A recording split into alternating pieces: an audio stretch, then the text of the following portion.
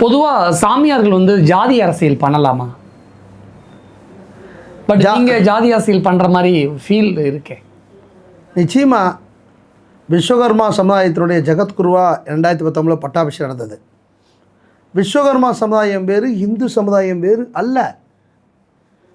இந்து சமுதாயத்துடைய ஆணி வேறு விஸ்வகர்மா சமுதாயம் தான்.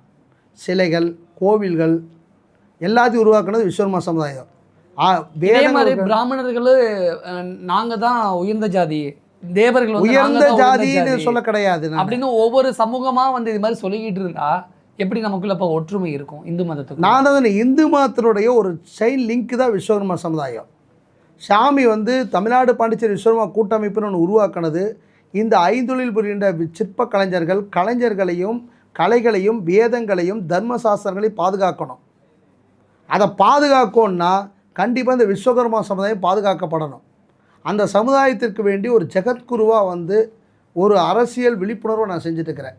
எங்கள் சமுதாயத்தில் யாரும் அரசியல் லீடர் இல்லாதனால சாமியாக இந்த அரசியல் தலைமையை ஏற்று இந்த பணிகளை செஞ்சுட்ருக்கிறோம். காரணம் வந்து எங்களுக்குன்னு ஒரு எம்எல்ஏவோ ஒரு எம்பியோ விஸ்வகர்மா சமுதாயத்துக்கு தமிழ்நாட்டில் இல்லை. அதனால் நாங்கள் இந்து மதத்திலேருந்து ஒரு எம்எல்ஏ ஒரு எம்பி இருந்தால் அதை அக்செப்ட் பண்ணிக்க மாட்டீங்களா? இந்து மதத்தில் இருக்கிறவங்க இல்லை, அப்படி இல்லை. எங்கள் சமுதாயம் முன்னுக்கு வந்தால் இந்து மதமே முன்னுக்கு வந்த மாதிரி. அப்போ இந்து மதம் முன்னுக்கு வந்தால் உங்கள் சமூகம் முன்னுக்கு வந்தது அர்த்தம் இல்லையா? நிச்சயமாக அப்படியும் எடுத்துக்கலாம். ஆனால் வந்து விஸ்வகர்மா சமுதாயம் என்பது வந்து ஒரு பாதுகாக்கப்பட வேண்டிய கலைஞர்கள் சமுதாயம். இதே பிராமண சமூகம் என்பது ஒரு பாதுகாப்பு நிச்சயமா அவங்கள பாதுகாக்கணும். தேவர் சமூகம் என்பது பிராமணர் சமுதாயத்துல நிறைய பேர், பிள்ளைமார் சமூகம் என்பது பாதுகாக்க வேண்டிய. அதனால எம்எல்ஏ கொடி பிடிச்சாங்கன்னா என்ன? எல்லாத்துலயும் எம்எல்ஏ எம்பி இருக்கிறாங்க.